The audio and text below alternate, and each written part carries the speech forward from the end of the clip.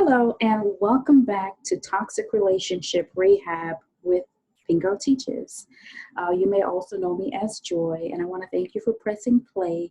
And if you have not watched the video with me before, I encourage you to look through my playlist, and hopefully you find something that will help you. I mean, like if you're here based on the title or your search results, then you know that you came for some answers and possibly solutions, or as well just to see, what information I'm sharing about narcissism. I believe in healthy love. I am an advocate for marriage, and I think love is a beautiful thing. But sometimes, along the way, we encounter certain things that happen that cause us to have a different experience. And I'm no different. I'm here talking to you from my own experiences with narcissism.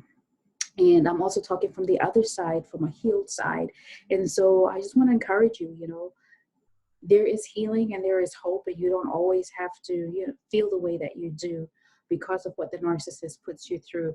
So if you haven't subscribed to this channel before, I invite you to go ahead and click subscribe, as well as turn on the notifications. And so as you can see from the title, today I am going to be talking about the collapsed narcissist. Sometimes it's also known as a narcissistic crisis. So one thing that we know about the narcissist is that in order for them to survive and thrive, they need supply. They need narcissistic supply to exist, and without it, it becomes a problem. Look, it's a problem not just for them, but for everybody around them, whether it's their children, spouses, partners, employers, employees. Can you imagine a narcissistic boss? I mean, it happens at very different levels of life. I could go on and describe certain offices where we are experiencing this right now, but if you know, then you know. It's whoever the narcissist comes into contact with and everybody around them who suffers when the narcissist is in a collapsing or collapse stage, or when you're in the middle of a crisis. You know that the narcissist cannot self-validate. And so basically that means that they either lost their supply, or their supply is like low. And maybe the supplies, left them, or they left the supply, or whatever happened, but they're in a collapsing or collapse stage. Now, let me remind you what narcissistic supply can equal to. It's not limited to this, but this is a good definition of it, and I call it the 4 A's: attention, admiration, affection, and adoration. When they are deprived of these things, let me tell you, it gets very ugly, and it can get very ugly fast. And the reason why is that they experience a narcissistic injury. So when they have little to no supply, they become walking monsters, literally, like they are demonic beings. When I believe when I first met my narcissist, I've had two that I am aware of, and they were okay, but I got to see the collapsing stage of the second relationship after I had left. Now, I was no contact at the time, but I did, I knew what was going on. I had people come and tell me like, whoa, girl, you won't believe. And I was like, oh, so this is what they mean when they say a collapsing narcissist. It was ugly. And I was so glad to not be part of it, because being caught up in that, I mean, they were raging. And what happens is that, okay, I did say that they lack the ability to validate themselves. And so let's take me, for example. I left the situation. I got rid of him. And so it very much caught him by surprise. And it was unexpected, of course. And also the timing and just the way it went down. And when I first left, I was like gangster with that no contact. I did break it a little after several months, but I was gangster with it. And it was like, the more he tried to contact me, or this and that, or, just use other people to get in touch with me, or go through my friends, and he was getting shut down. The ugly side was like, wow, it was unbelievable. And that was like, what happens during this time is that they're in a low state. They're depressed. They stay at home. They may not practice a lot of self-care, which is the total opposite of how, especially with this person. that I'm talking about, he was the life of the party. He wanted people around him 24/7. But during that period, it wasn't like that, from what I understand.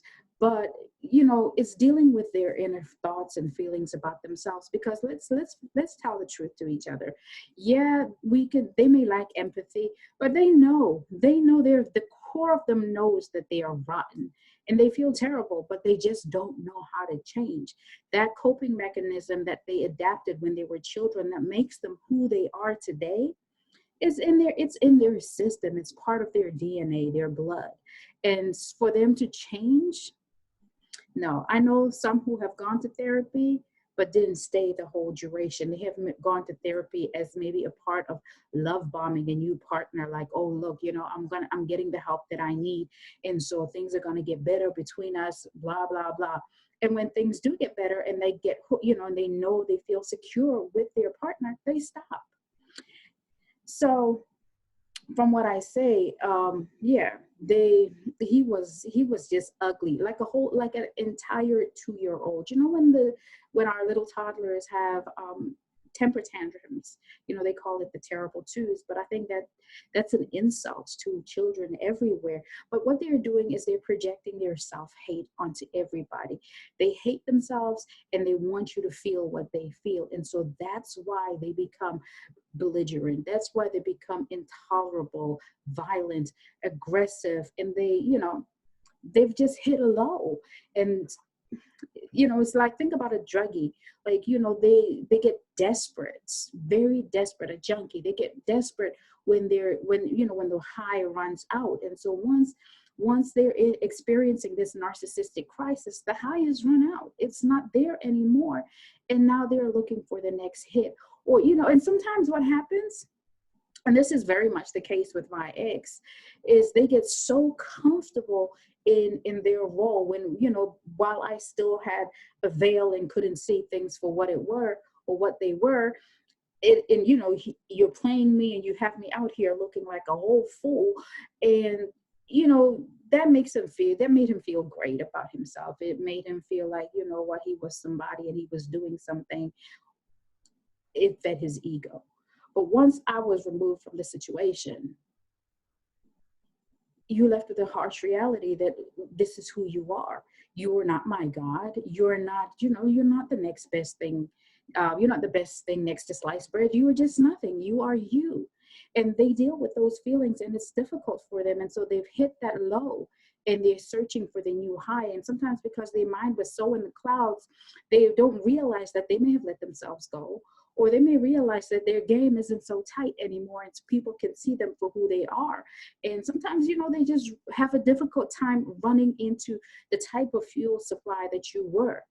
And so they become frustrated, like, why can't I get that back? And then you are, or even me at the time, I'm not responding or anything. And so it just further infuriates them. So that's kind of what the narcissistic supply is. Not the narcissistic supply, the collapsing narcissist, I apologize. But, they're just desperate. They're in a very desperate stage, and it's ugly. And, and this is not the time for you to try to save them, because, you may have had feelings of, you loved them, you cared about them, you valued them, right?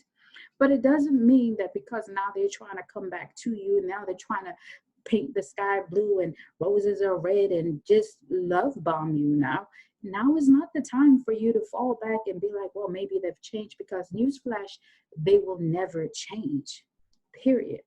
They just want to get what they can get from you. And again, the 4 A's: affection, adoration, admiration, and attention. That is it.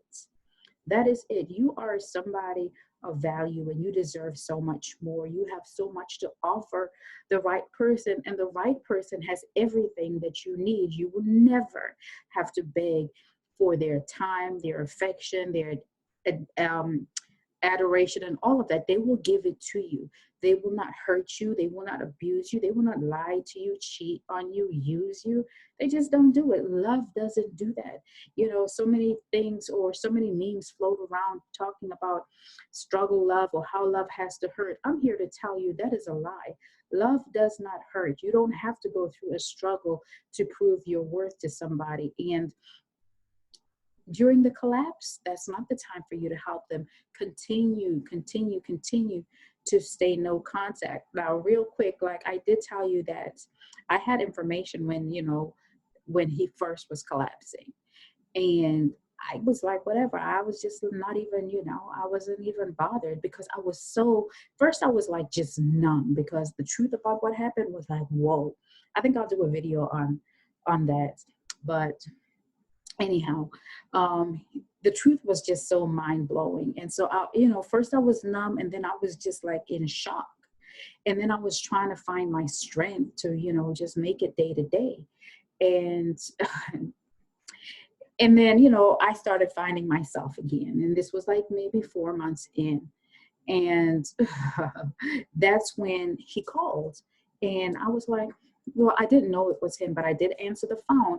I had a feeling because I had been getting a lot of calls from funny numbers, text app numbers, and I answered. It was him. And we talked, and, we used to talk really, we had a good friendship, at least I thought. And so, we were talking. And something didn't sit right with me. Some things were completely off. And so I decided, let me end this and I'm done for good. I got what I needed to know. There's no closure here. Closure is always going to be the gift that you give them yourself. They are incapable of giving it to you. So don't be like me and try to get closure. I recognized immediately in that one phone call, it wasn't coming, and I moved on. And when I say I moved on, I took time out for me to focus on me and begin my journey of healing. And I had to dig down and find out why. Why did this happen to you? Why did you allow so much? And so it was once I was totally done that it got so ugly. Like, I mean, the smear campaign was harsh. Just the way he was harassing people, the mutual people that we knew, it was terrible.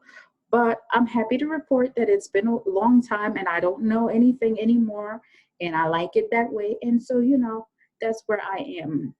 But I just wanted to come on here and talk to you about what I understand the collapsing narcissist to be, or a narcissistic crisis to be. You can also go check out Just Say No to Narcs. She has an amazing YouTube channel, and she does have a video about this. So you can go listen to her video and get the great information that she offers.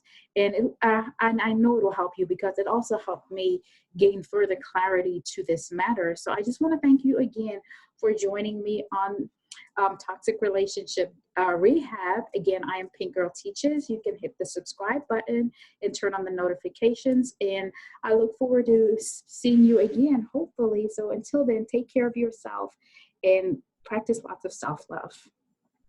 Bye.